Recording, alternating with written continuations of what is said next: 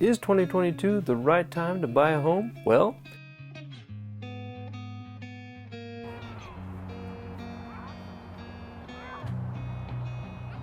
instead of answering that question, because I could say, yeah, you should, or no, you shouldn't, based on the market, let's do a questionnaire together.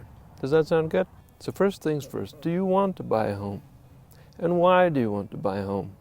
For me, I've always wanted a home of my own so that I have a place to go back to when life gets tough, and when I just want a place that I can read books and play games. But what's your reason for wanting to buy a home? Once you've answered this question, a good second question to ask is, when do you want to buy a home? Are you currently renting somewhere?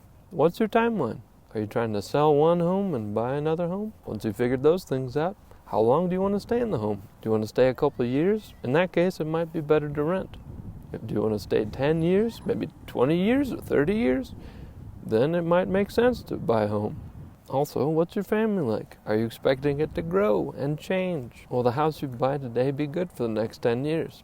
Will you have to move up or down? Buying a house is about so much more than what's happening in the market or what's happening to interest rates.